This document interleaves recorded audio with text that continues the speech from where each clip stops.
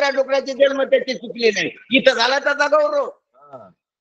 इथं घरचे बाहेरचे गावातले त्याला विचारले तिथं चांगलं त्याचं अनुकूल प्रारब्ध असेल म्हणून. पण हे प्रारब्ध संपल्यावर पुढचं प्रारब्ध कसं येते संचितातून माहित आहे का? खंती ते न करा होणे गाढव. इतका जरी संसारातला समजात मोठा हे होईल पा संसारात किती कमी केली ही समजाची फलश्रुती इतकं मी सांगितलं. इथं लोक समजे जातच नाहीत, अलीकडेच खेटर खाते. या कांदा जातो इथं पण इथं रोग जरी केला तरी ते फल नाही हे सांगायचं मला. संसारात इतकं जरी मिळलं, इतकं मिळायला धन मिळावं लागतंय, मान मिळावं लागतोय, पद मिळावं लागतंय, प्रतिष्ठा मिळावं लागते, व्यसन करावं लागत नाहीत, मेहनत करावं लागते, त्या मेहनतीला फळ यावं लागते, पोरं चांगली निघावं लागते, सोनं चांगले निघावं लागतात, नातं चांगले निघावं लागते. हे काय हातात नाही.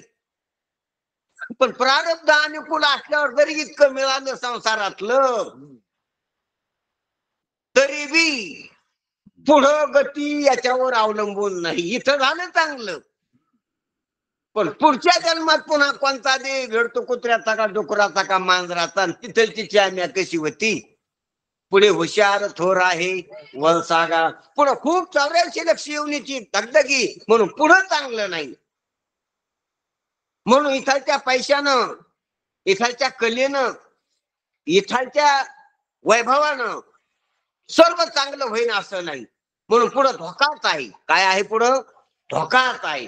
म्हणून पुढचा सर्व धोका टाळायसाठी जसं मी तुम्हाला इथं दृष्टांत सांगितला की त्या आजोबाला काम नाही झालो पायरी काम असं संसारातल्या दृष्टांतात झालं, तसं परमार्थात झालं पाहिजे. तुका म्हणे गाजे वैकुंठी सोहळा आणि याही भूमंडळा माझी कीर्ती. इथं कीर्ती कोणाची होती रे? संतांची. इथं बी कीर्ती आहे आणि पुढे वैकुंठात बी सोहळा आहे. संतांची वैभव वेगळंच. इथालच्या श्रीमंताचं वैभव सांगितलं नाही.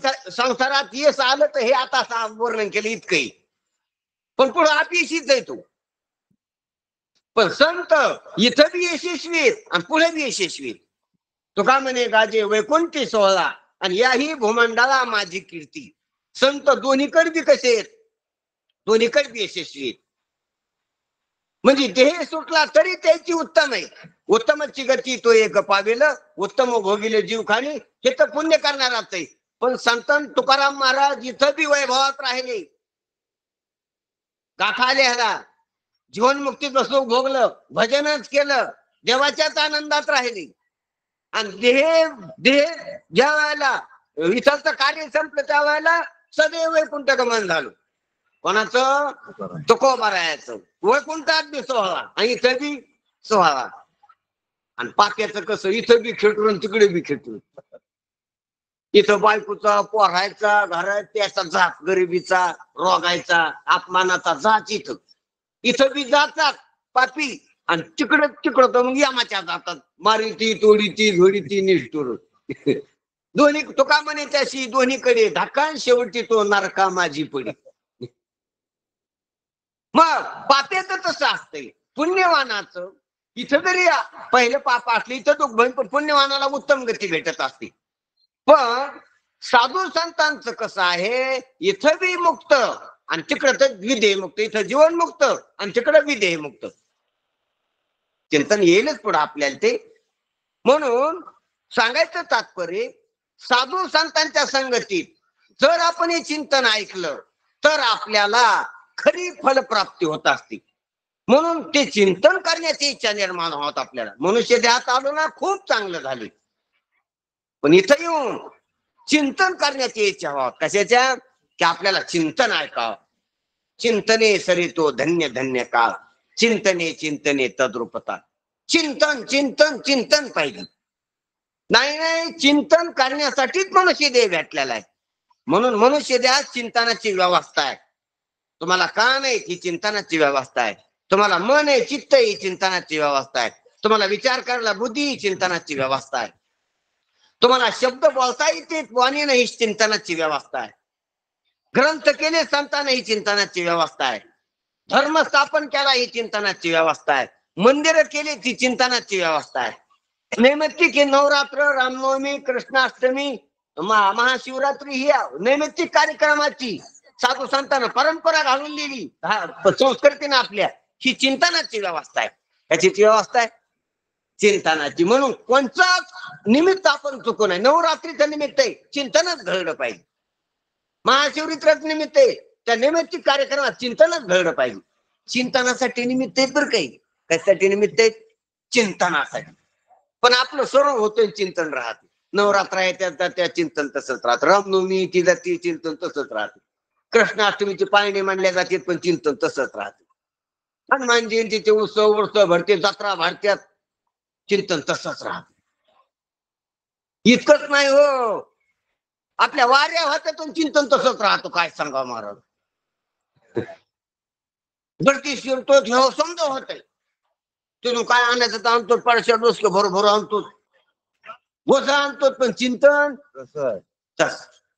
म्हणून चिंतनासाठी सर्व. अरे नरदेह चिंतनासाठी, जत्रा चिंतनासाठी, तीर्थ चिंतनासाठी, मंदिर चिंतनासाठी, सत्य चिंतनासाठी. मग ते निमित्त त्या सप्त्याच्या निमित्ताने चिंतनच घडा, यासाठी हेतू असतो. परंतु आपलं सर्व होतं चिंतन राहते. काय करावं, जन्म जातोय आणि चिंतन तसंच राहते. आणि चिंतन महत्वाचे. तुका म्हणे देवा चिंतन ही तुझी सेवा. तुकोबरा देवाला म्हणते चिंतन केलं तर ती तुझी सेवा आहे. चिंतनच देवाची सेवा आहे. देवाची सेवा केलेलं बी देवाची सेवा नाही, ती बहिरंगातली. हातापायानं तुम्ही देवाची सेवा करता असताना ती बहिरंगातली. आणि खरी देवाची सेवा चिंतन आहे. तुम्ही जर अध्यात्म चिंतन कानानं ऐकू लागले, मनन करू लागले त्याचं, आणि ते लावून घेऊ लागले स्वतःवर, तर याच्यापेक्षा मोठी देवाची सेवा नसते. अध्यात्म चिंतनात जर आपण अंतरंगाने अधिकारी होऊन अध्यात्म चिंतन करीत असतो, तर ही खरी देवाची सेवा आहे. त्यांना घ्या बरं का, खरी देवाची सेवा. आणि ह्या देवीच्या सेवेनं देव लवकर भेटतोय, देव लवकर प्रसन्न होतो, देव स्वरूपच होत असतो आपण.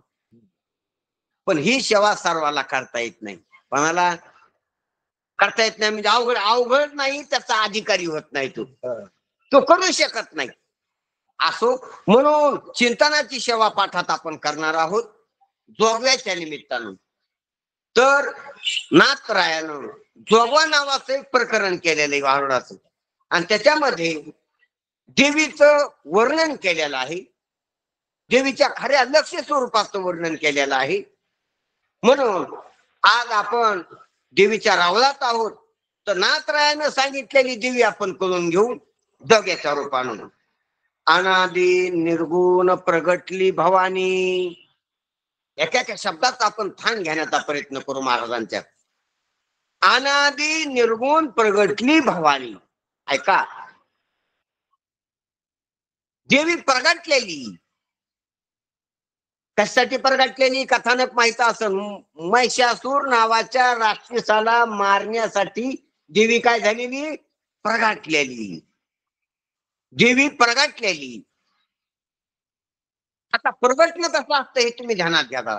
जसं आरशामध्ये आपला चेहरा प्रगटत असतो, हा सूर्य कुठं पाणी असलं तर पाण्यामध्ये काय होत असतो, प्रगटतो. प्रगटणं आधी लक्षात घ्या. प्रगटत आहे कुठं कुठं काय. हा चेहरा इथं आहे आणि आरशाची उपाधी पुढे घेतली की आरशात काय होतो, प्रगट होतो. इतकं ध्यानात धरा जरा. प्रगटणं. आपला हा ध्वनी आवाज आहे, हा जर एखाद्या भित्तीने लागला आणि मागा आला तर काय झाला, डबल आवाज आला, तो प्रगटला. हा आवाज सामान्य आहे आणि डबल आल्याला हा आवाज माझा सामान्य आहे, आणि माईकातून त्या स्पीकर मधून याला काय झालं, प्रगटलेला आहे. मोठं रूप धरलं त्यांनी, ते काय झालं, प्रगटलं. किंवा आवाज कुठं खणकत असतो, आपण त्याला खणकणं म्हणतो, प्रतिध्वनी, तर तो आवाज काय प्रगटला. किंवा इकून चेंडू आपण तिकडे आणला आणि भीतीला लागून वापस आला, त्याला प्रगटला म्हणा. अनेक दृष्टांत आहेत प्रगटण्याचे. मूळ रूपाच्या विरुद्ध रूप प्रगटत असते. हे मूळ चेहरा आहे आणि पुढे आरसा घेतला तर याच्या विरुद्ध चेहरा दिसतो, त्याला प्रगटला म्हणा. प्रगटलेला असतंय ते दुसरं वाटत असतंय, दुसरं नसतंय. आणि विरुद्ध वाटत असते, विरुद्ध नसते. तर दोन गोष्टी लक्षात द्या. आपला चेहरा जर इकडून करून असला तर आरशातला चेहरा कुठून करून असतो, विरुद्ध त्याच्या. आणि आपला आरशाच्या बाहेर असतो तर तो आरशाच्या आत असतो. बाहेर आरशात नसतो आणि आरशातला बाहेर नसतो. विरुद्ध का कसा? विरुद्ध. पुन्हा हा चेहरा व्यावहारिक असतो, हाडामासाचा असतो. तो दिसतो हाडामासाचा पण हाडामासाचा नसतो. आतला आतला कशाचा असतो? कशाचा असतो? हा हाडामासाचा आहे का नाही? तो आतला कशाचा आहे? आतला चेहरा हाडामासाचाच आहे का कागदाचा आहे का मातीचा आहे का दगडाचा आहे? कशाचा आहे? सांगा ना. काय तुम्हाला अवघड चाललं का? रोज गण लावतात बरं घेऊन. हा पण कशाच आहे? कशात? हे असं हाडामासाचं बांधलेले तसे कशाचं बांधलेले? अहो ते बाळच आहे, ती वस्तूच नाही. हाडामासाचं असतं तर वजन असतं त्याचं. त्याचं वजन आहे का? आरशाचं वजन किती? आरशातल्या चेहऱ्याचं वजन किती? 1 ग्राम बी नाही त्याचं वजन. म्हणून तो दिसतोय पण भास आहे. भास दिसतोय, भास भासायला. चेहऱ्याचा काय भासायला? भास. पण मग भासमान चेहरा प्रगटलेला आहे. तो व्यवहारात असलेला चेहरा आणि तो व्यवहारात नसलेला पण भासलेला चेहरा. उपाधीमुळे काय झाला? भासला. कोण्या उपाधीमुळं? आरशाच्या उपाधीमुळं प्रगटलेला चेहरा भासला. पण त्याच्यामुळं काय झालं? गण लावण्याचं काम त्याच्यामुळे झालं, डोकं विचारण्याचं काम त्याच्यामुळे झालं, मेकअप करण्याचं काम काम झालं त्याच्यामुळं काम झालं. पण काम झालं तरी खरं आहे का त्यो? पण नाही का? त्यो आहे प्रगटलेला आहे. काम करण्याला प्रगटला. जसं मेकअप, गण लावणं किंवा भांग पाडणं, हे काम करण्यासाठी तो चेहरा चांगला आहे, पण खरा नाही. तो खरा हे होते. खरा कोणता आहे? मानेवरला चेहरा जसा खरा आहे तसा आरशातला चेहरा काही नाही खरा नाही, पण प्रगटलेला आहे आणि त्या प्रगटून त्यानं व्यवहार झालेला आहे. ध्यानात घ्या. तसं देवीचं मूळ स्वरूप अप्रगट. ध्यानात घ्या जरा, कळत असलं तर. देवीचं मूळ स्वरूप आहे ते कसं आहे? अप्रगट आहे. आणि महिषासुराला मारण्यासाठी जे काही तिनं रूप धरले ते प्रगटलेले. त्यासाठी प्रगटलेले. जसा भांग पाडण्यासाठी जो चेहरा पाहिला तो प्रगटलेला आहे, कामासाठी जो पाहिला तो प्रगटलेला आहे. आणि हे काम नसताना जो चेहरा आहे, काही काम नाही, तो जो चेहरा आहे तो कसा आहे? अप्रगट आहे. याला उपाधी लागत नाही व्यवहारात, दृष्टांतात. आणि त्याला काय लागती? उपाधी असल्याशिवाय तो प्रगटत नाही. मग कोणती बी, आरशाची उपाधी असो का पाण्याची उपाधी असो, काबरट असो, एखादं चमकामेन कापड असो, पन्नी असो, स्टीलचा पत्रा असो, त्याच्यात काय होतं? जे शुद्ध चकाकीत जिथं असतंय निर्मल तिथं तो प्रगटत असते, ती उपाधी असते. शुद्ध उपाधीमध्ये काय होत असतो? चेहरा प्रगटत असतो. हा आपला दृष्टांत आहे. त्याप्रमाणे शुद्ध सत्व मायेमध्ये देवी प्रगटलेली. आता ही देवी कोणची? एक एक आपण त्याच्यातलं पाहू. ध्यानात घ्या. पहिले कोठेच नव्हते काही, चंद्र सूर्य तारा नाही, अवघे शून्यचे होते पाही, कानोबा तेरे तेरे ते. पहिलं काहीच नव्हतं, एकटाच परमात्मा होता. त्या परमात्म्याला परमात्मा सुद्धा म्हणणार कोणी नव्हतं. परमात्म्याला परमात्मा हे नाव बी नव्हतं. पहिले कोठेच नव्हते काही. हे चंद्र सूर्य हे तर नव्हतेच रे. पण शून्य पण नव्हतं. शून्याला शून्य म्हणणारा पण कोण नव्हता. असं निर्गुण निराकार. दादा माहूर माझं गाव ते होत. निर्गुण निराकार होत. अव्यक्त निराकार, नाही ज्या आकार, जेथोनी चाराचर हरीशी भजे, अशी पहिली वस्तुस्थिती होती. पण तेथे एक ढालगग निर्माण झाली आणि त्याने एवढी ख्याती केली, ब्रह्मादिकाशी मने बाहुली आणि अमरपुरी तिची घरकुली, कान्होबा तेरे तेरे ते.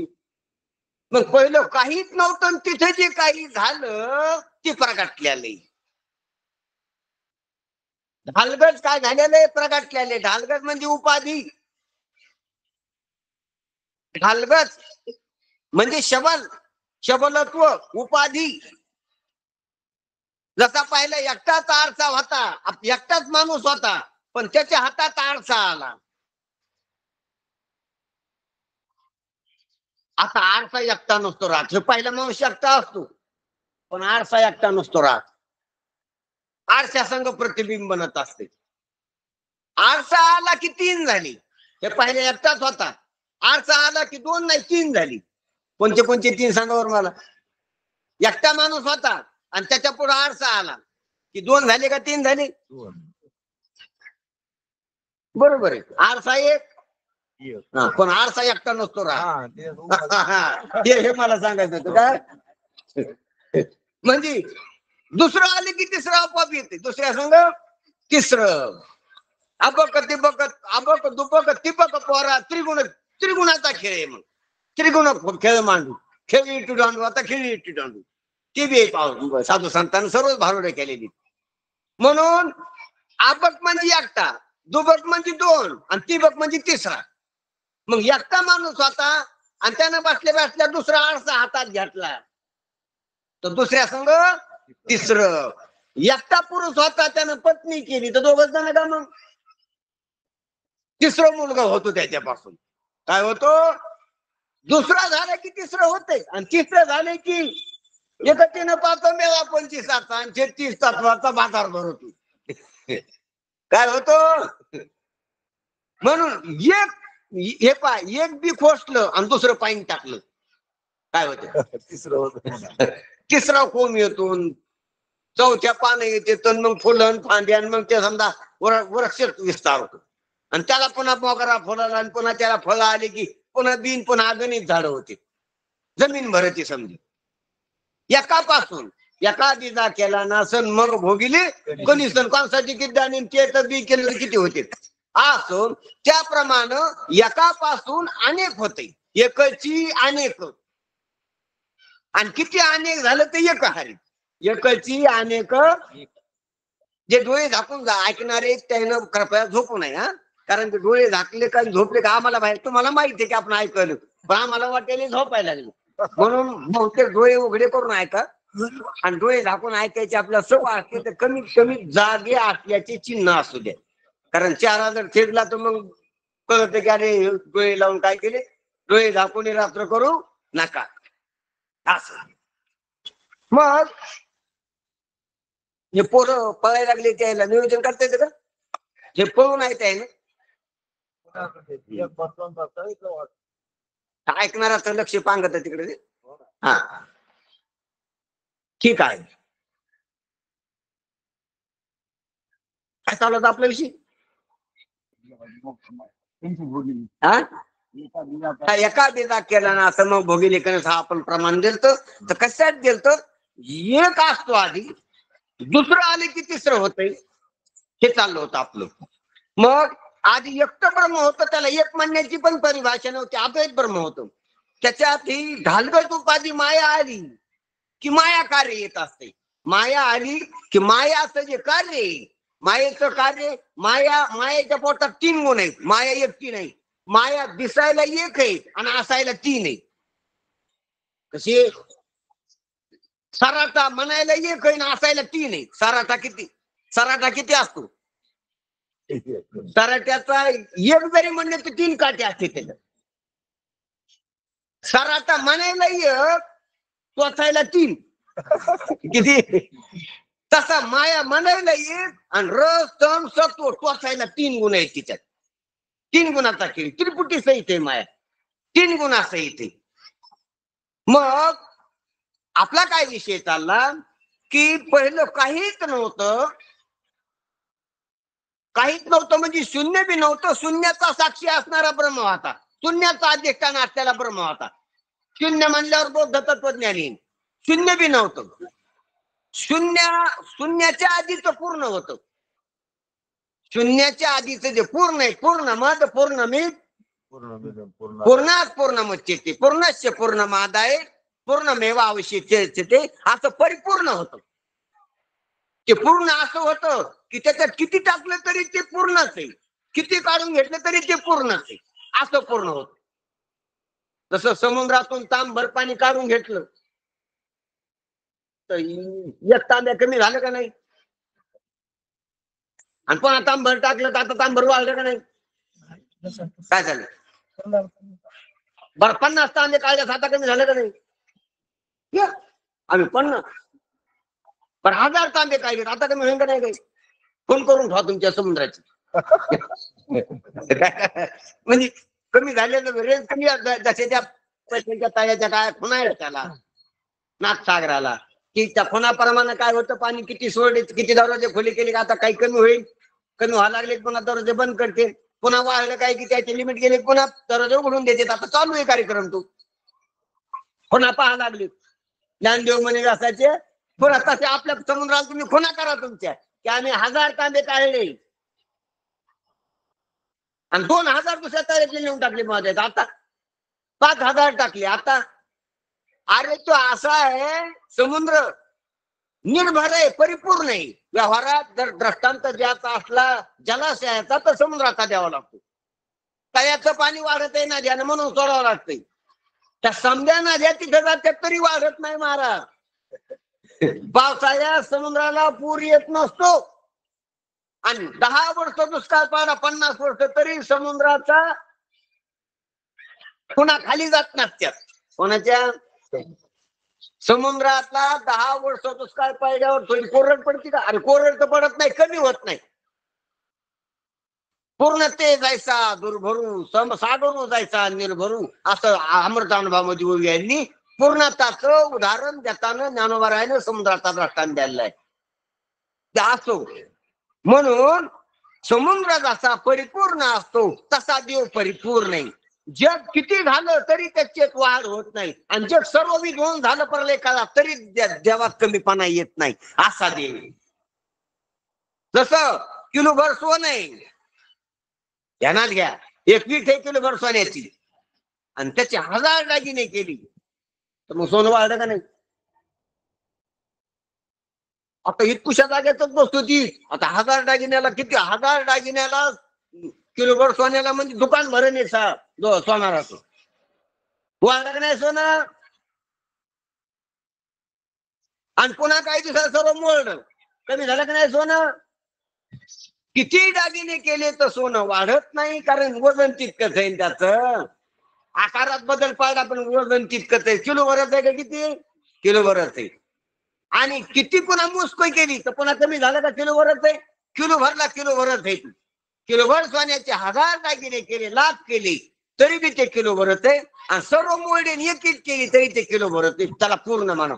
तसा देव परिपूर्ण आहे. मायेनं किती बाजार भरला 3 गुणाच्या खेळाचा तरी देव तेवढा असेल. आणि मायेचं सर्व ब्रह्मांड विध्वंस झाला परले काळानं, महाप्रलय काळ झाला तरी बी देव तेवढा असेल. देवात काहीच कमी जास्त होत नाही. सोन्यासारखं समुद्रासारखं दृष्टांत ध्यानात घ्या. कळायलं का? मागायला समजेल माझं चाललेलं तर मी एकटाच पुढू समजे याद तरी यारे लागे अवघे माझ्या मागे मागे नवरात्रात नाथ महाराज देते पोट भरी पुरे म्हणाल तो वरी. पण घ्या गाड्या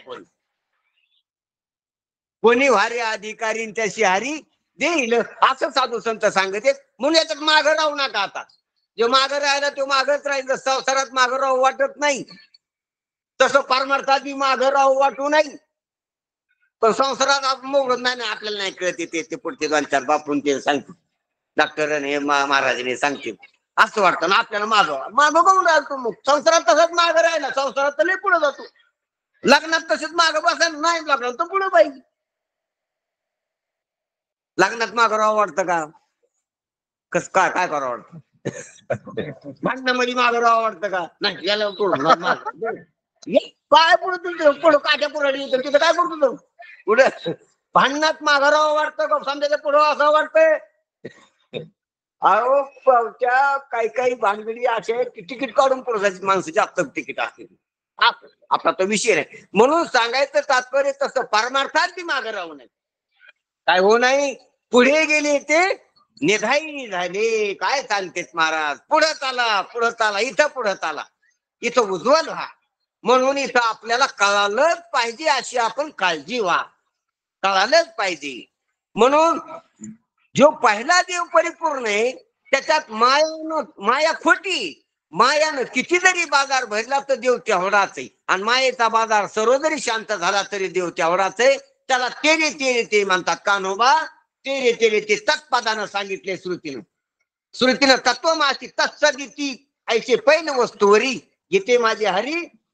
म्हणजे भगवद्गीतेत सुद्धा ते ते ते ते म्हणून सांगितले. ज्ञानोबरायानं सुद्धा तो हा रे श्रीहरी किंवा तो हा विठ्ठल बरवा, तो हा माधव बरवा, असं तो तो तो तो अक्षरानं सांगितला तो देव. आणि श्रुतीने सुद्धा तत् तत् तत् तत् तत्पदानं सांगितला तो देव. तत्वमाशी या महावाक्यात सुद्धा तत्पद सांगितलेले.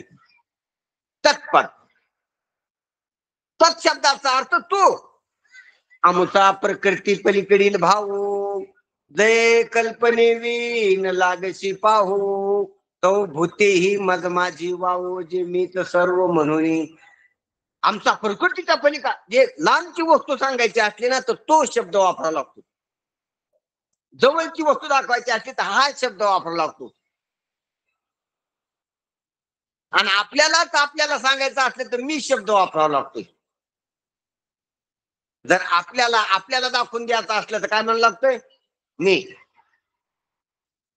जेवताना की यायला वाढा आणि आपल्या ताटात नसल्यास मग काय यायला वाढावं म्हणून लागतं का? पण माझ्या ताटाकडे पाय मनाची लाग वाटते तसं पण म्हणावं लागतं. काय बरं जर त्याने नाही लक्ष दिलं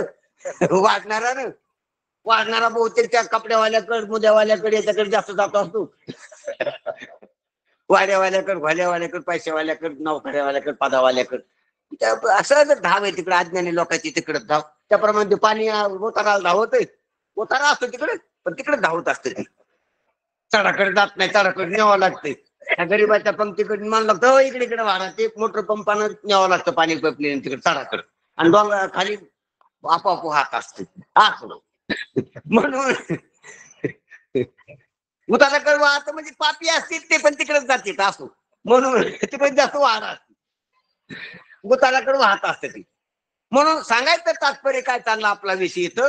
खरा सांगायचा तात्पर्याचा अर्थ का चालला होता आपला की मी शब्द, हा शब्द आणि तो शब्द. मी शब्दानं आत्मा दाखवित असतो. मी शब्द हा शब्दानं जवळची वस्तू दाखवित असते आणि तो शब्दानं लांबची. म्हणून अज्ञानाला परमात्मा लांबचा आहे. कोणाला? मग अज्ञानी लोकांना श्रुतीनं लांबचा परमात्मा दाखविला. तो तो दुर्ला आंबुला केला गे माई दूर. तो तो तो तो तो कारण अज्ञानच जवळ आहे आणि अज्ञान कार्य जवळ आहे. अज्ञानाला जवळ काय असतं, तो अज्ञानात झाकळून गेलेला असतो, बुडून गेलेला असतो. आणि अज्ञान कार्याच्याच वासना असते. त्याला घर दार पैसे बायका पोरं हे वस्त्र अलंकार याच्यातच बरबाटलेला असतो. अज्ञान कार्यात बरबाटलेला असतो बुडाला. आणि चोखून अज्ञानच असतं त्याच्या. म्हणून त्याला ह्या अज्ञान कार्याच्या अज्ञान उपाधीच्या पलीकडा देव दाखवावा लागत असतो. आमचा प्रकृती पलीकडील भाव विकृतीत पाहिलेला आहे. विकृती म्हणजे अज्ञानकारी, प्रकृती म्हणजे अज्ञान आणि त्या अज्ञानाच्या पलीकडा देव.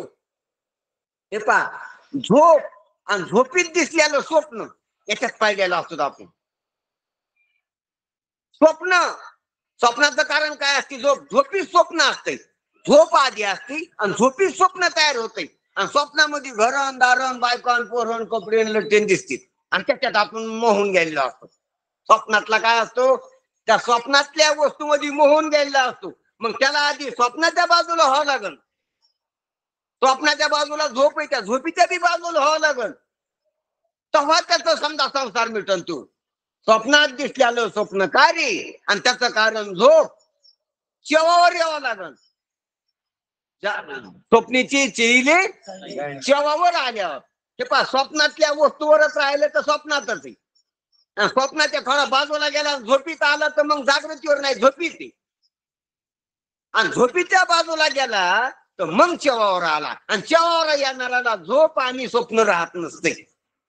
तसा देवावर जो आला त्याला अज्ञान आणि अज्ञान कार्य प्रपंच राहत नसतो. कळून घ्या माय बापू.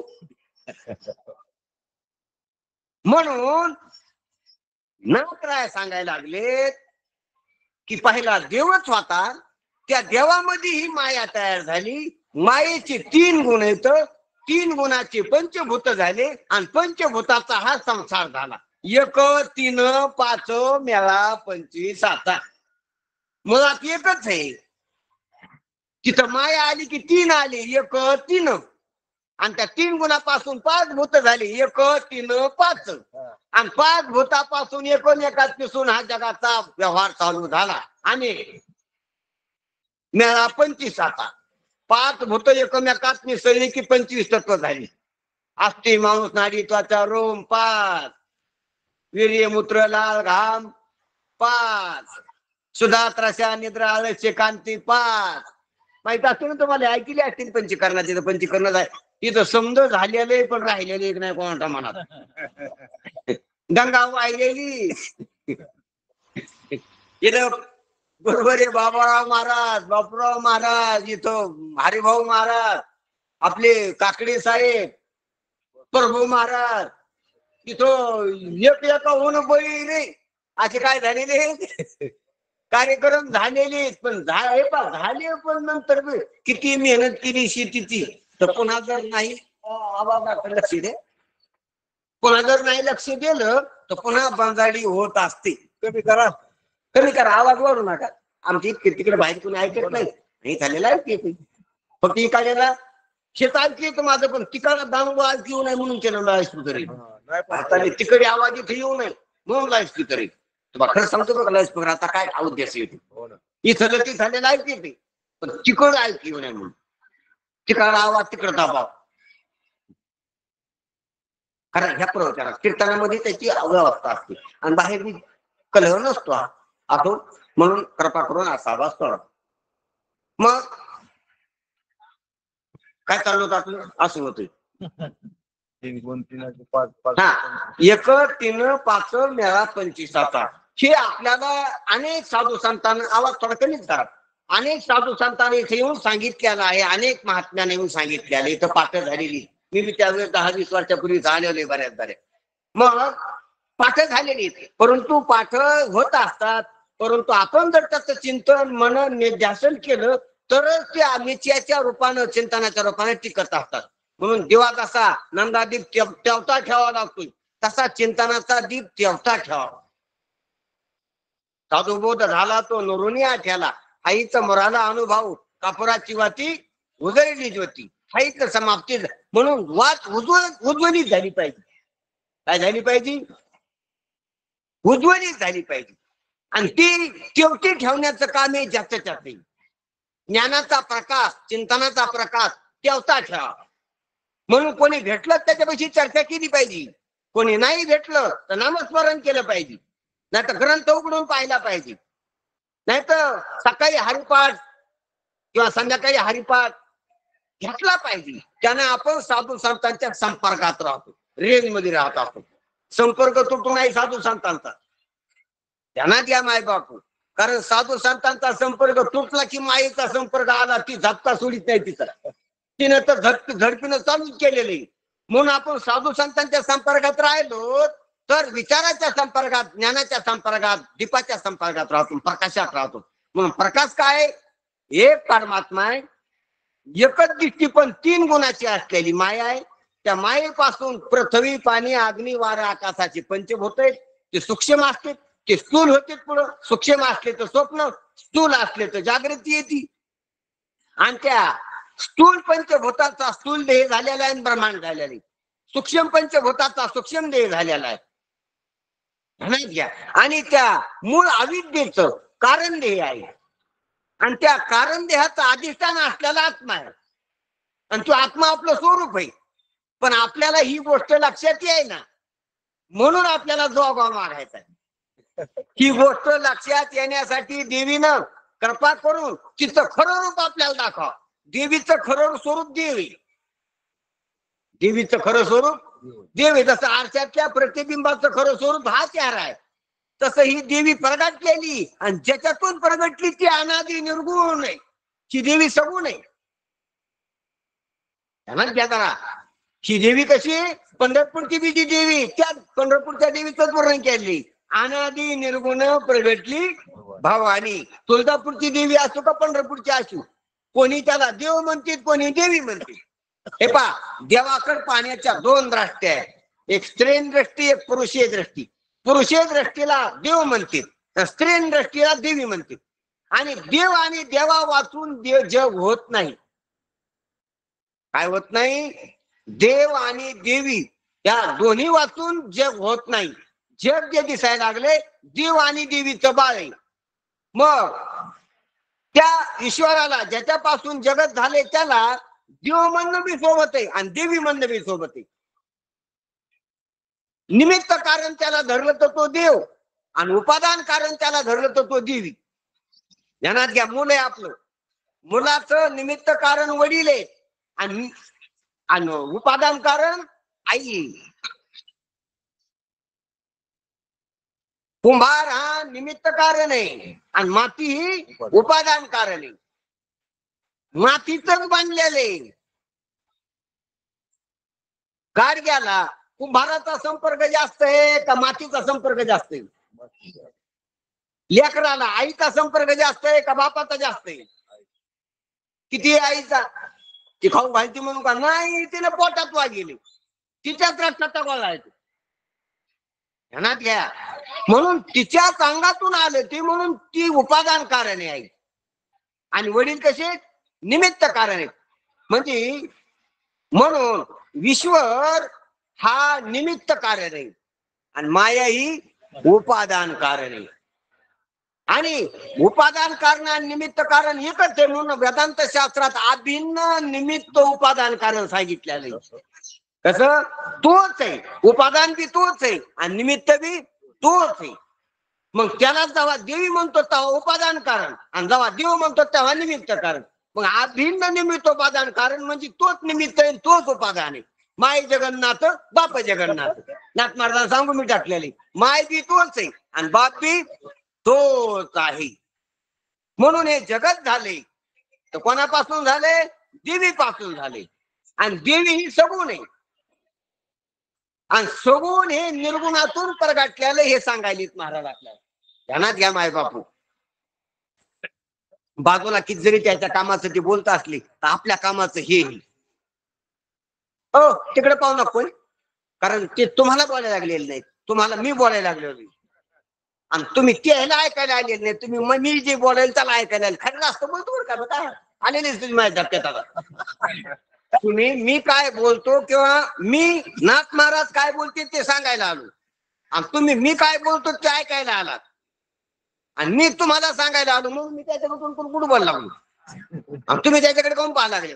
मी आपला नियम पाळायला लागलो. मी तुम्हालाच बोलायलो, तुम्ही मलाच ऐका. आणि मी नाथ महाराजालाच बोललो, नाथ महाराजांसोबत बोललो. मी नाथ महाराजाला सोडून दुसरं बोलणार नाही आणि तुम्हाला सोडून दुसऱ्याला बोलणार नाही. मग तुम्ही मला सोडून दुसऱ्याला ऐकू नका. आता तुका म्हणे गडे हो हुशारीने खेळा, पुढल्याची जाणून सोयी रे. एका घाई खेळता तो गडी चुकला, तो कडे संसार डाई रे. जर इथं चुकला तर संसाराच्या डावात पडतात बर का, जन्म मरणाच्या डावात पडतात. म्हणून इथं चुकू नका. काय करू नका? हे पा इथं चूक झाली ना तो मोठी चूक, तिकडे चूक झाली ती इतकी तितकी.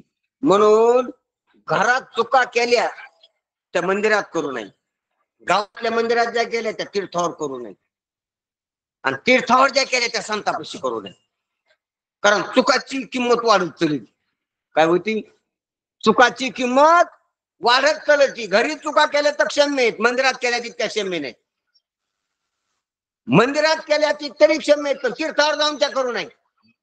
बरं इतक्या इतर तीर्थावर केल्या पण संत तीर्थावर सद्गुरु तीर्थ तिथं त्या चुका करू नयेत. कारण इथं चूक केली त्याच्यापेक्षा 1000 पट जास्त चूक होती. तुम्हाला माहिती आहे का की गुळ मोजताना गुळावर माश्या बसतात. इतकं काही माशीचं काही वजन असते पण किती कमी आलं.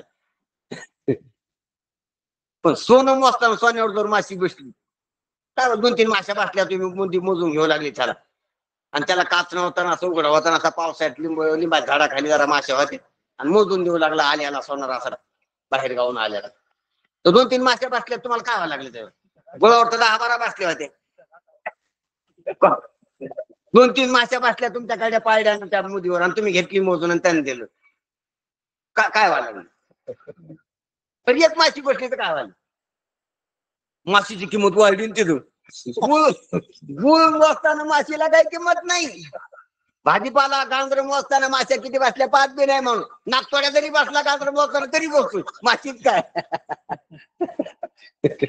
नागतोड्या जरी किती उडी हाणली गाजर मोपायच्या मापात तरी बी काय नाही घाटा नाही येतात का म्हणजे क्षण नाही येतात की तू पण जर सोनं मोजताना नागतोड्या पाडा तिथं आणि केलं मग त्या सगळं माफ केलं काय किती घाटा आहे. म्हणून चुकाची किंमत वाढत असती हिऱ्याच्या दुकानात त्याच्यापेक्षा चुकाची किंमत वाढत ध्यानात घ्या. म्हणून आपण काय घ्यालो तिथं चूक होऊ नये. किंमत वाढती चुकाची त्या ती चूक जास्त भोगती तशी इथं लक्ष देऊ नका. इथं हे पा भांडणं तिकडे तिकडे पाहिलेच जमत पण नाहीच पाहत आपण आणि पिक्चर पाहताना इकडे तिकडे पाहिलं थोडं काही तर बोललं जमत पण तिथं आपण पाहत नाही.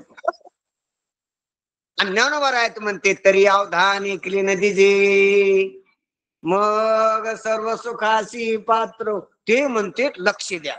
आलोमालो अवधान दे ते तुल्या आणि आनंदाच्या राशीवरी बैशिले त्याचा खूप उपसार करताना व्याजाची शेवटची ओळी 2-3 वेळा सोडली की पहिल्या ओळीत म्हणते अवधान द्या आणि शेवटला उपसंहार करते की आलोमालो अवधान दे तुले आनंदाच्या राशीवरी बैशिले. काय महाराजाचा क्रम आहे सांगण्याचा नव्या अध्यातच पाहून घ्या उभी ती. म्हणून थोडं थोडं जरी अवधान दिलं तरी काम होईल. साधू संतांना थोडी तरी अपेक्षा आपल्याकडून जाणून तुली ती द्यामध्ये दिना म्हणे तुक्या बंधू रामराम म्हणा गा थोडी तरी अपेक्षा करतील आपल्या कोणती. म्हणून आपण साधू संतांच्या चिंतनावर लक्ष द्या.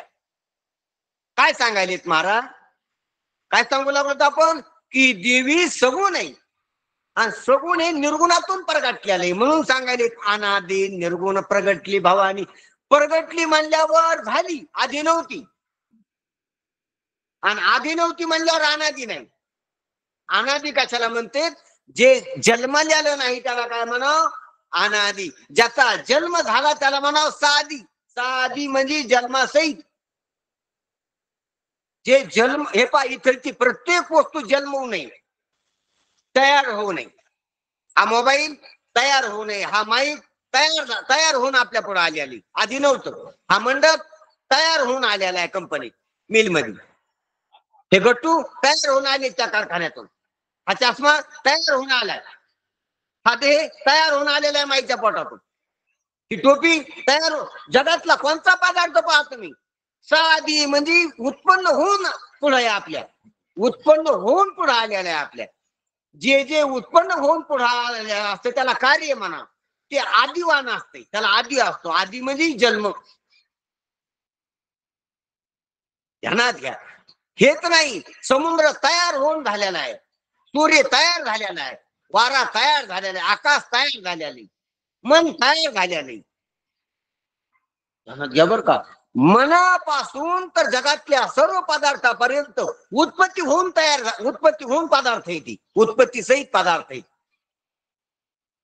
पण अज्ञान अनादी त्या मनाचं कारण असलेलं अज्ञान कसं आहे अज्ञान तयार झालेलं नाही अनादी.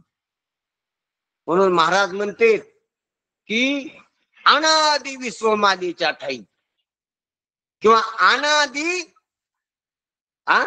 अनादी संसार मालीच्या ठाई नित्य विषय भोगिले पाहिजे तिथे उभी आहे.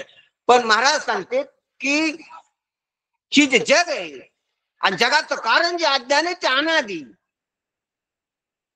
भोगीत होता प्रबुद्ध अनादी जो याचे काय पुढे ते माहिती का.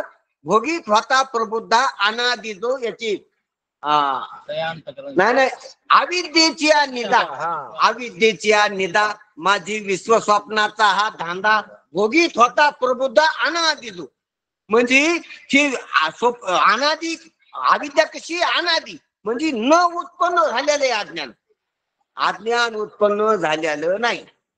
उत्पन्न झालेलं असतं तर आपोआप संपलं असतं. म्हणून तर त्या अंगावर बसलेले डोक्यावर ते आपोआप संपत नाही. ते उत्पन्न झालेलं नाही. ते भ्रामक अनादी मिथ्या अनादी. मिथ्या रूपाने कसं आहे अनादी मिथ्या आहे. म्हणून त्याला प्रयत्नानं घालावं लागते. ब्रह्मज्ञान प्रयत्नानं होते. संतांच्या संगतीत प्रयत्नानं परमार्थ केला, प्रयत्नानं तत्व पदार्थाचं शोधन केलं किंवा श्रवण मनन निध्यासन केलं प्रयत्नानं, तर प्रयत्नानं ब्रह्मज्ञान म्हणते. आणि ब्रह्मज्ञान झाल्यावर ते नष्ट होते. ब्रह्मज्ञाना वाचून अज्ञान निवृत्त होत नाही.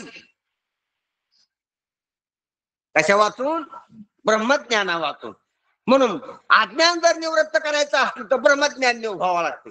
ब्रह्मज्ञान प्राप्त करायचं असलं तर गुरुमुखातून महावाक्य ऐकावं लागते. आणि गुरुमुखातून महावाक्य ऐकायचं असलं तर त्याला अधिकारी व्हावं लागते. अधिकारी व्हायचं असलं तर त्याला मनुष्य जन्म घ्यावा लागतो. काय वावरलं ते.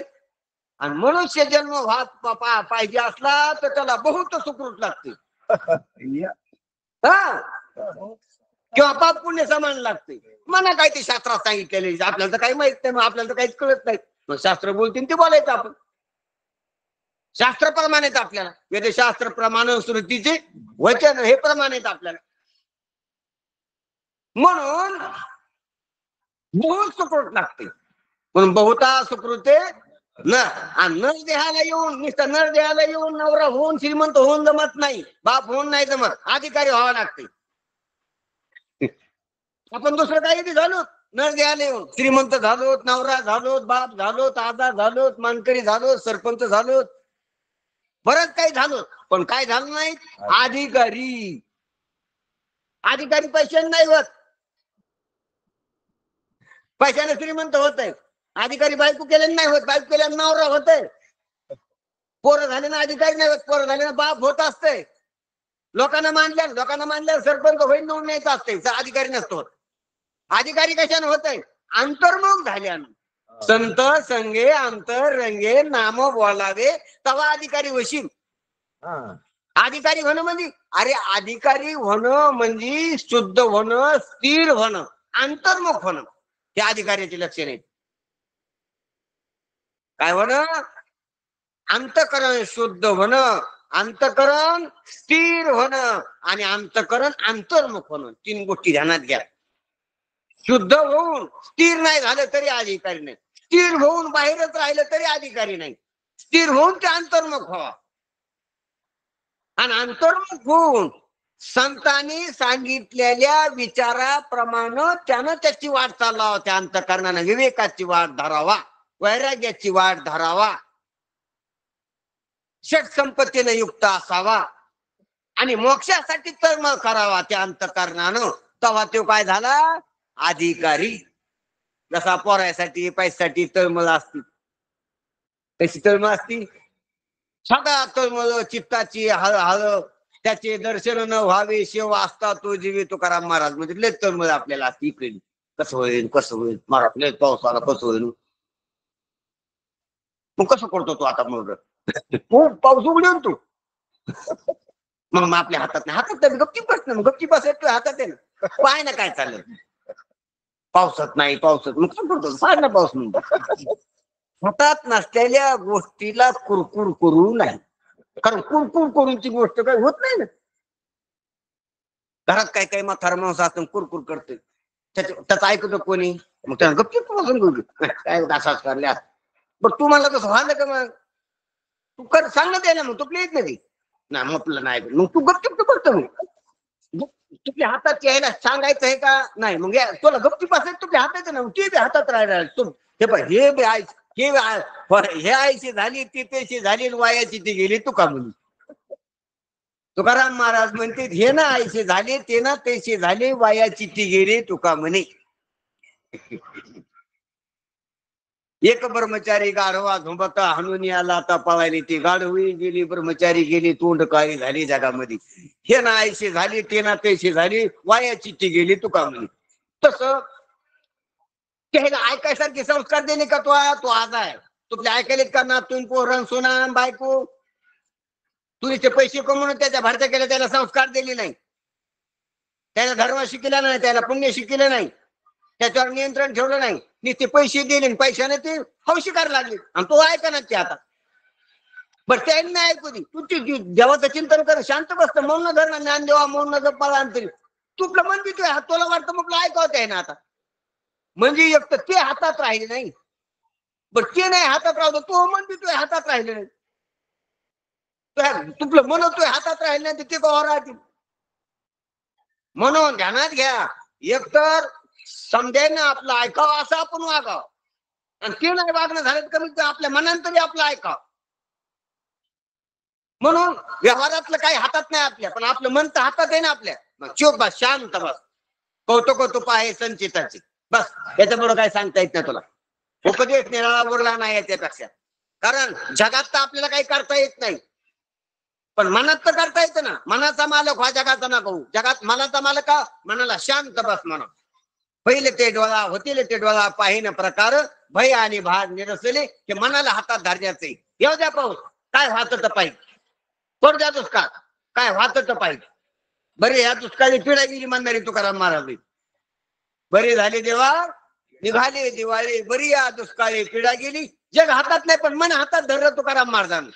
सोपे वर्म परी मन नाही हाती, हा हा भूत चित्ती भ्रम काढा, म्हणून मन तरी हातात धरा. म्हणून आपला असा विषय काय चालला होता की हे जे दिसायला लागलेलं सगुण आहे ते निर्गुणापासून प्रगटलेले, हा आपला विषय होता. म्हणून देवीचं सगुण रूप का प्रगटलंय निर्गुणामुळे, मग निर्गुण अधिष्ठान आहे आणि उपाधी अध्यस्त आहे, कल्पित आहे, आणि त्या कल्पित उपाधी मध्ये जगाचं कार्य तयार झालेले.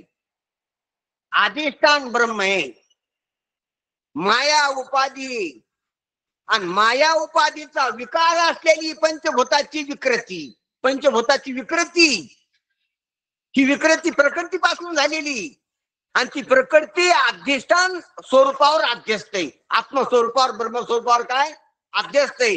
म्हणून ती अनादी, देव कसा आहे स्वरूपाने अनादी, देवी कशी प्रवाह रूपाने अनादी, आणि जग कसं आहे साधी सा अंत, म्हणजे उत्पन्न होऊन संपणार जगत आहे,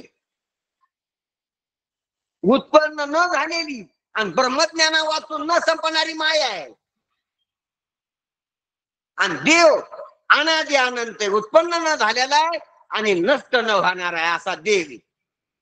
तर उत्पन्न न होणारा न संपणारा असा अनादी अनंत निर्गुण देव आहे, अनादी निर्गुण देव आहे.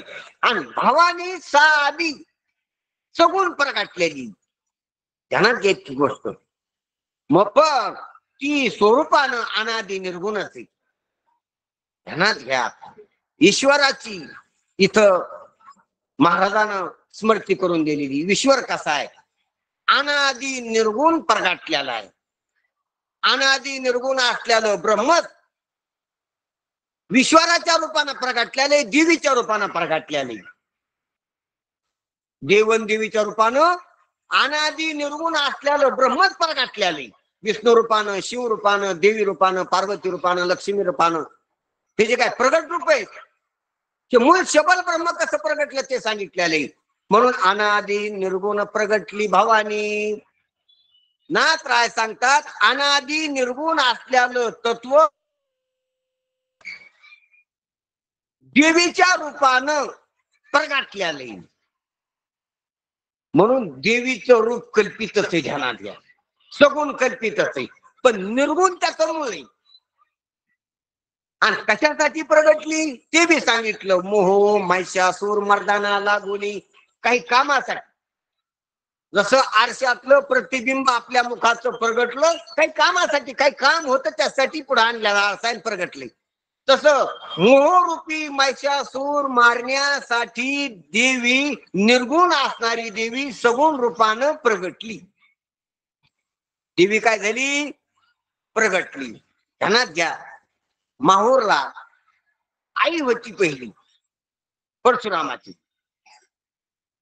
बापाच्या आज्ञेवरून त्यानं काय केली? आईला चित केलं, मारलं. माहिती ना तुम्हाला कथा आहे? आणि बापानं मुला आज्ञाधारी मुलगा आहे, बाकीचे मुलं आज्ञाधारी नाही, तर तो आज्ञाधारी निघला. म्हणून तुला काय मागायचं तर माग, तू खास सूर आहेस, बापाचा आज्ञाधारक आहे, पितृवचन पाळणार आहे.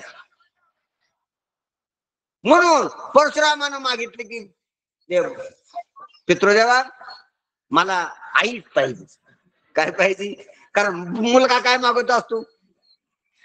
मुलगा आईच मागत असतो बरं का. खरंच मुलगा आई मागत असतो, जोपर्यंत त्याला जगाची हवा लागली नाही. काय नाही, बाहेरली हवा त्याच्या नाकात वारं शिरलं नाही, बोंगाळला नाही, तोपर्यंत तो आईच मागत असतो. आईशिवाय राहतच नसते. आई गावाला जाऊ द्या, लेकरू लहान वाजद्या, ते काय म्हणतोय? आई कवा येणार आहे? आई का? अरे तुला फुगा घ्यायचा का? फुगा घे. ते फुगा फोडून टाकतं नाही का, म्हणतो मला आई पाहिजे. तुला खोळखोळा घ्यायचा का? खोळखोळा दे. तो खोळखोळा बी फेकून देता हातातला. काय पाहिजे? आई पाहिजे. तुला पेढा द्यायचा का? पेढा पण फेकून देत राहू. ते माहिती असेल, तुम्ही पाहिलेलं येत. पेढा पण काय देतो? तुला शेप द्यायचा का? तुला गारा द्यायचा का? तुला नवे कपडे घे. ते काहीच राहत काय मागत नाही, ते काहीच नाही, कशानच राहत नाही. ते फक्त काय पाहिजे म्हणतंय. आणि त्या आईनं काही नाही ना द्या. ती आई काही असू द्या, ती आई म्हातारी असू द्या, त्या आईच्या काही हातात नसू द्या. हातात म्हणजे 5 पैसा नाही तिच्या हातात, अशी पराधी. पण त्याला काय पाहिजे? आईनीच पाहिजे. कोणाला? नेमत्या लेकराला. आता नेमत नाही, जाणतंय बरं का ते खरं. ते नंतर नियंत होते, पण त्याला आपण कळतो म्हणतो. ती जेव्हा बाहेरल्या जगातलं वारं शिरलं म्हणतो, आता कळतं झालं, राहा लागले. कळतं नाही झालं, ते नियंत झालं आता. मग ते म्हणतं माईला फक्त बाजूला काढा, मायला का मदत पाहिजे होती.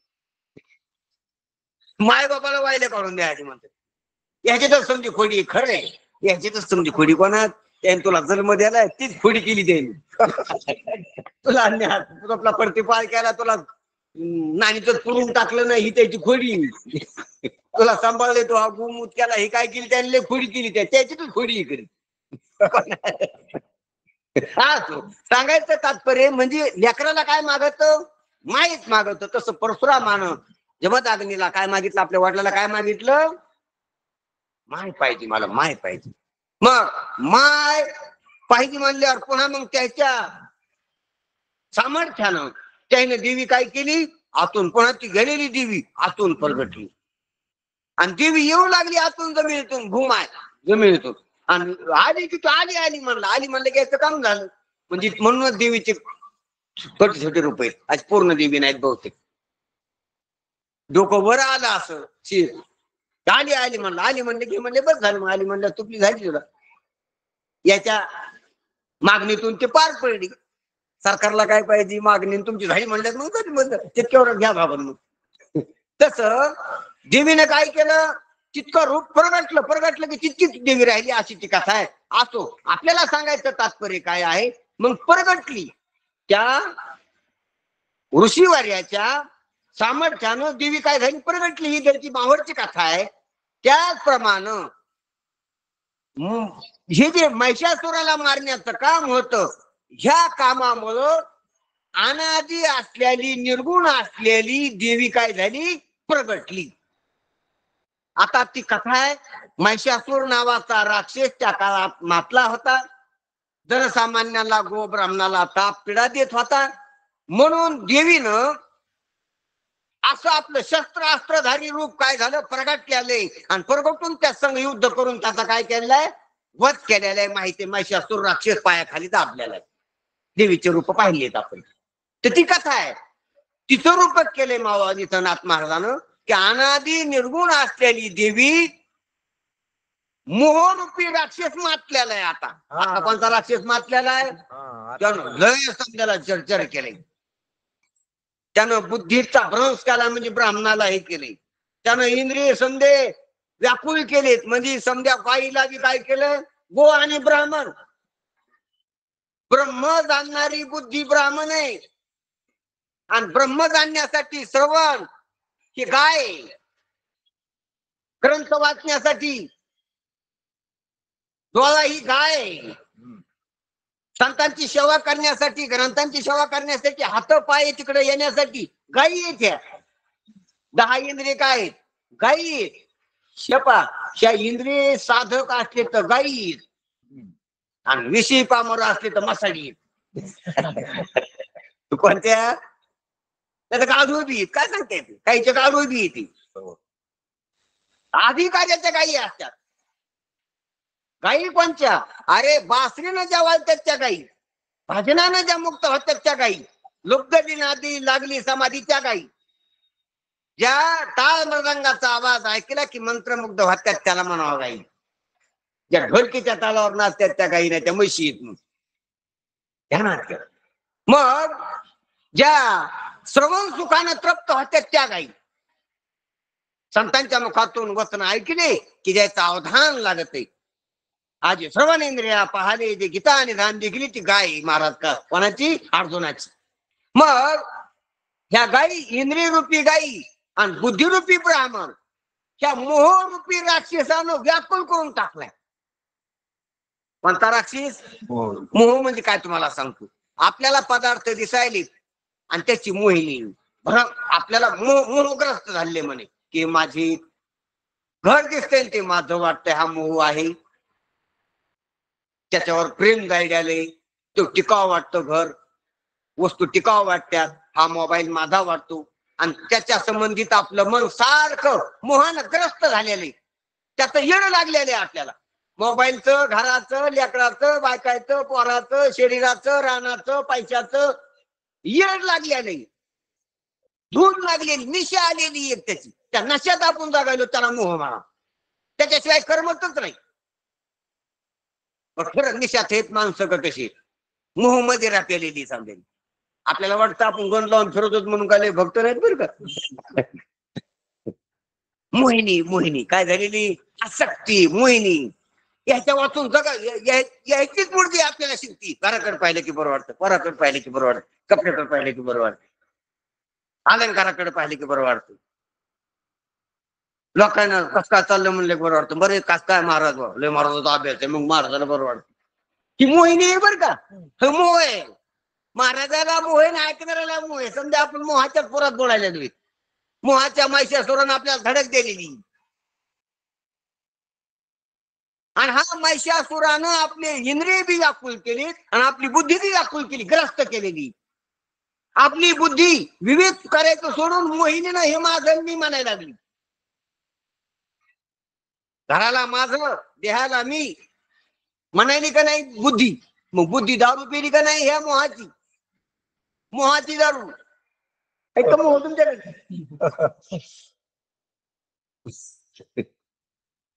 मोह फळेन ते. मग हे मोहाची मध्ये राहील.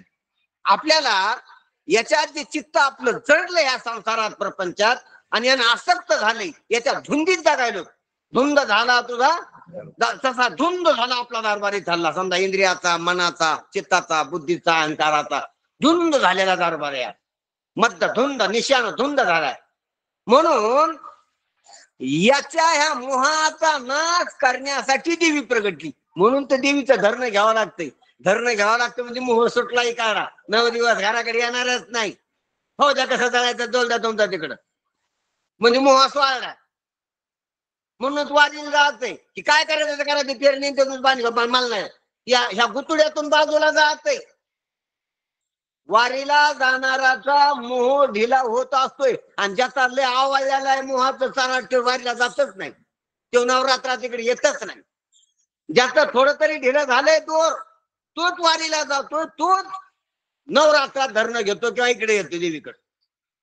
आणि ज्याचा जीव तिकडेच गुटलेला आहे त्यांचं सोडत नाही, त्यांना घरच सोडत नाही. त्याचं तीर्थाला कोण जातो? ज्याचा मोह शेर व्हायला, तो जरा ढेला झाला तो.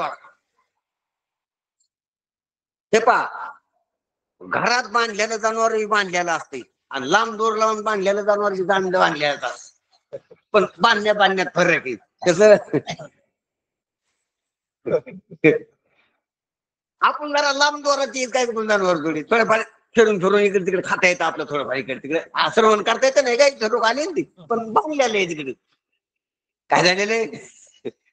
जरा थोडंफार गवतापासून जाता येतं थोडंफार आपल्या पोटा पाण्या पडतो. आणि मोकळं जनावर वेगळंच असतं. मोकळं जनावर वेगळं, लांब द्वाराचं जनावर वेगळं बांधलेलं आणि घराच्या खुटीला बांधलेलं जनावर वेगळं. ते ब्या ब्या करतं त्याला काय होतं.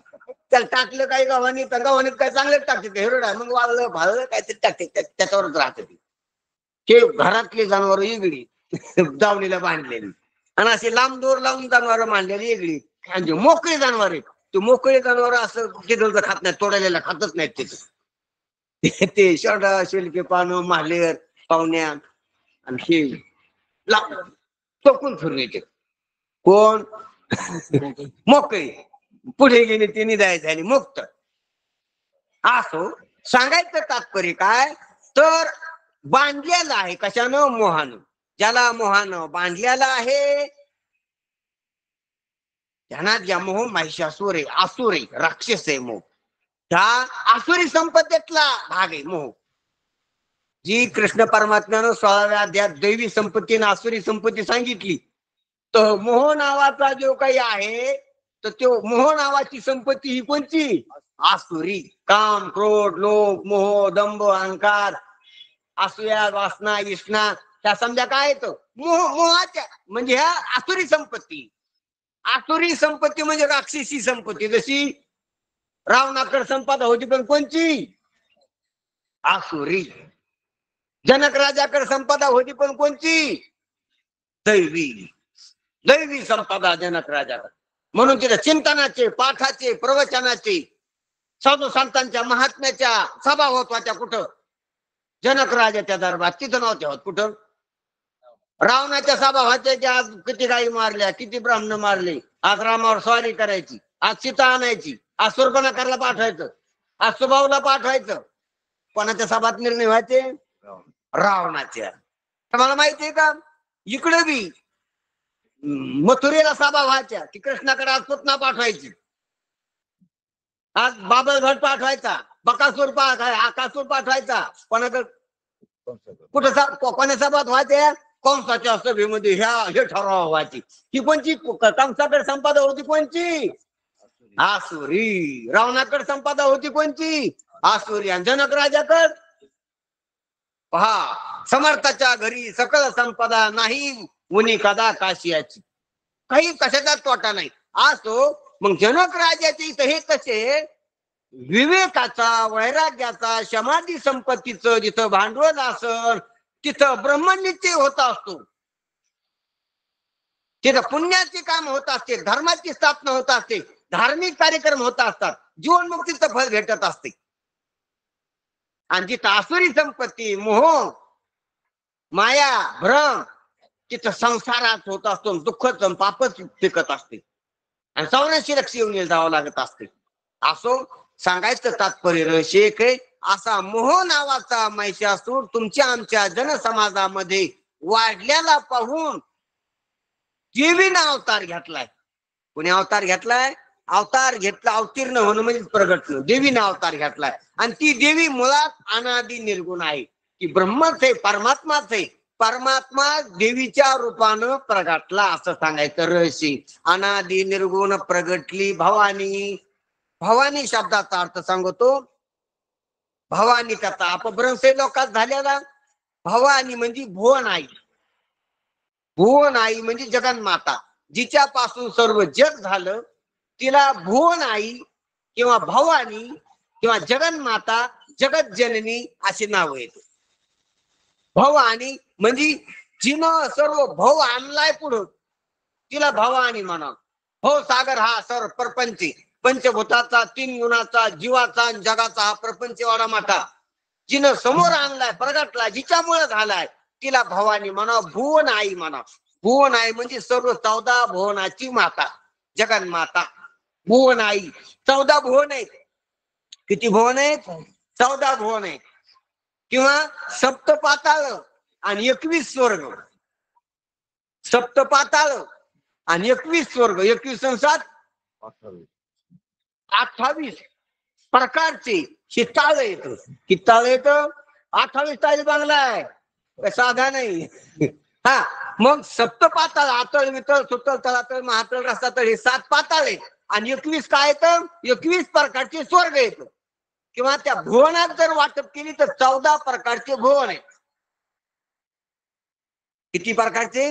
14 भुवन. भोरलोक, भुवनलोक, तपोलोक, गोलोक, पितृलोक असे लोक बी त्या पुराणामध्ये त्याचं वर्णन पाहायला भेटते. म्हणून आपण पुराण देखील पाहिली पाहिजे. काय पाहिली पाहिजे? तुका म्हणे नाही विश्वास ज्या म्हणीन पाहावी पुराणी विचारुनी. जर जगाच्या प्रकाराचं जर तुम्हाला विश्लेषण पाहिजे असलं तर पुराणात आहे. जर विचाराचं विश्लेषण पाहिजे असलं तर शास्त्रात आहे. आणि जर ब्रह्माचं मूळ ब्रह्मज्ञान पाहिजे असलं तर वेदात आहे. वेद, शास्त्र, पुराण म्हणून 4 जाणं, 6 शास्त्री कारण आणि 18 पुराण, हरीशी गाती म्हणून याचा आपण अभ्यासच केला पाहिजे. सर्व सुख गडी, 6 शास्त्र निवडी, रिकामा अर्धगडी राहू नको. आपण चिंतन केलं पाहिजे आणि चिंतनासाठीच आपल्याला वेळ भेटलेला आहे. म्हणून फावल्या वेळात आपण चिंतन करायला लागलो देवीच्या समोर की ही जी देवी आहे हिचं मूळ स्वरूप अनादि आहे, निर्गुण आहे. पण ती साधी आणि सगुण रूपानं देवीच्या रूपानं प्रगटलेली. आणि कार्य काय आहे तिथं? तर मोहरूपी महिषासुराला मारण्यासाठी. म्हणून ध्यानात घ्या, ही कथानकातली देवी त्या काळात, त्या देशात, त्या लोकात प्रगटलेली आहे. पण आपल्या अंतःकरणात देवी प्रगटत असते चिंतन केल्यावर. आणि प्रगटलेलीच आहे, तिचं स्वरूप आपल्याला लक्षात येत असते की मुळात अनादि निर्गुण आहे तत्व. आणि त्याच्यामध्ये देवी साधी सगुण भवानी रूपानं देवी प्रगटलेली. आणि कशासाठी प्रगटलेली? तर मोहरूपी महिषासूर मर्दनासाठी. आता तुम्हाला साक्षात थोडंफार सांगतोच की ज्या वेळेला आपण साधू संतांच्या संगतीत हे चिंतन करतो आणि आपल्याला अहम ब्रह्मस्मी असा बोध होईल, तीच देवीचं खरं स्वरूप आहे प्रगटलेलं. मी ब्रह्म आहे अशा प्रकारचा यथार्थ ज्ञानाचा निश्चयानं आपल्याला ज्या वेळेला प्रगटन निश्चय बुद्धी मी ब्रह्म आहे आणि जगत मिथ्या आहे, ब्रह्म सत्य जगत मिथ्या जीव ब्रह्मणा परा, अशा प्रकारची ज्या वेळेला अहम ब्रह्मस्मी वृत्ती निर्माण होत असते ते देवीचं प्रगटलेलं रूप आहे. आणि त्या देवीचं रूप प्रगटलं की मोहन रूपी महिषासूर आपोआप मर्दन होतं. ध्यानात घ्या जरा. विशेषत्वानं मी सांगायलो ध्यानात घ्या, ह्या चरणात अर्थ. मी अनादि निर्गुण ब्रह्म आहे, सच्चिदानंद स्वरूप अद्वय असंग असा अव्यक्त व्यापक ब्रह्म मी. असा ज्या वेळेला अंतःकरणात गुरुच्या मुखातून बोध ऐकल्याबरोबर निश्चयाचा महामेरू होत असतो, अंतःकरणात प्रगट असतो. ती जे प्रगट नाही तिथं देवी प्रगटली. आणि देवी प्रगटली की मोह महिषासूर मर्दत होत असतो, त्याला मोहत राहत नसतो, निर्मय होत असतो. तो कशाचं घर आहे? कोणाचं घर आहे? कोणाचे हे घर आदे, कोणाचा आत्माराम त्याचा तोची जाणे असा तो म्हणतात. त्याला देहाचा अध्यास राहत नाही, त्याला जगाचा अध्यास राहत नाही. त्याला देहाचा मोह राहत नाही, त्याला जगाचा मोह राहत नाही. त्याला मी आणि माझा हरपते, मी माझे हरपले विषयानं आंधळे झालेल्या लोकांच्या बोली येत्या. जो ब्रह्मज्ञानानं ओथंबून गेला त्याच्या तोंडाला येत नाही ते मी माझ. म्हणून अशा प्रकारच्या देवीचं स्वरूप प्रगटत असते. आणि हेच काम आहे देवीचं. मग अहम ब्रह्मस्मी हे जे ज्ञान प्रगटतंय कशासाठी? तर अहम इदम आणि सत्यत्व जगाचं नाश करण्यासाठी. अहमत्व, इदमत्व आणि अहम इदमत्व मोह. ध्यानात घ्या 3. हे जग दिसतंय दुसरं ते दुसरं, आणि मी वाटतोय तो अहंकार तो मी, आणि हे जग आणि मीचा मोह आणि जगाचा मोह. त्या दोन्हीला चिटकणारा मोह. चिमिट दोहीच्या मधलं 2 इटाच्या मधात जसं चिमिट असतं दोन्हीला चिटकीत आहे, तसं ह्या जगाला आणि मला, मी आणि जग, इदम आणि अहम, त्या दोन्हीला चिटकिणारा मोहाची निशा आहे, मोहाचा अज्ञान आहे. मोह येतो. तो मोह जर गेला तर इदम बी राहत नाही ना अहम राहत नाही, म्हणजे मी आणि माझंही राहत नाही. आणि मी माझं गेलं की खाली जे राहत असतं ते व्यापक तत्व, ते अधिष्ठान तत्व, ते ब्रह्मतत्व. म्हणून तेच काम करायसाठी देवी प्रगटलेली आहे. या नवरात्राच्या महोत्सवाच्या निमित्तानं आपलं जे चाललेलं नाथ बाबाचं चिंतन आहे, ह्या चिंतनाच्या मिशानं आपल्यामध्ये देवी प्रगटावा, अवतीर्ण व्हावा. त्यासाठी आपण देवीचे मंत्र हे, देवीचं शास्त्र हे, देवीचं स्तोत्र हे आपण गाऊ आणि 9 दिवसात खरंच आपल्या मध्ये देवीचा संचार व्हावा आणि आपल्याला देवीचा अवतार आपल्या अंतःकरणात प्रगटावा. कुठं प्रगटावा? आणि आपला मोहरूपी राक्षस मर्दन व्हावा त्यातून. म्हणून त्या गोवीचं चरण वाचतो मी. अनादि निर्गुण प्रगटली भवानी. कशासाठी महाराज? तर मोह महिषासुर मर्दना लागुनी. त्यानं काय काम होईल? मोह महिषासुर मर्दना होतं. त्रिविध तापाची करावया झाडणी, भक्ता लागी पावशी तू निर्वाणी. खरंच भक्ताला पावणारी ही देवी आहे.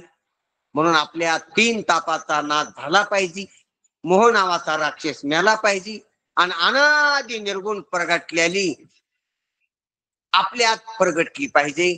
ह्या 3-4 गोष्टी होण्यासाठी आपण नाथबाबाच्या मुखातून, नाथबाबाच्या लेखणीतून आलेलं चिंतन दुपार बी करणार आहोत.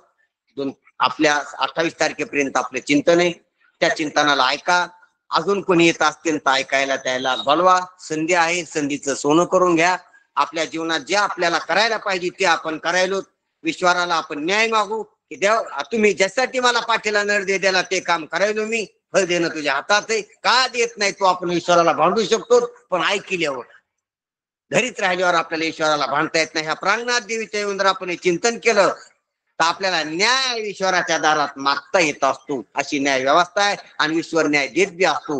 म्हणून आपण हे चिंतन पुन्हा उरलेलं चिंतन याच चरणाचं दुपारी करू आणि देवीचं रूप आपल्या अंतःकरणात प्रगटलंच पाहिजे याची काळजी घेऊ. पुंडलिक वरदा.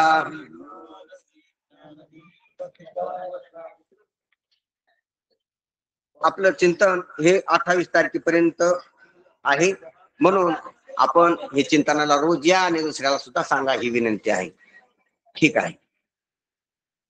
पुंडलिक वरदा. हरी विठ्ठल श्री ज्ञानदेव तुकाराम माऊली ज्ञानेश्वर महाराज की जय. देवी जय हरी लक्ष्मी माता की जय. दुपारी किती वाजता आहे आपलं? 3:30. 3:30 वाजता चालू होईल. याची ऑनलाईनच्या मंडळींनी देखील नोंद घ्यावी. ठीक आहे.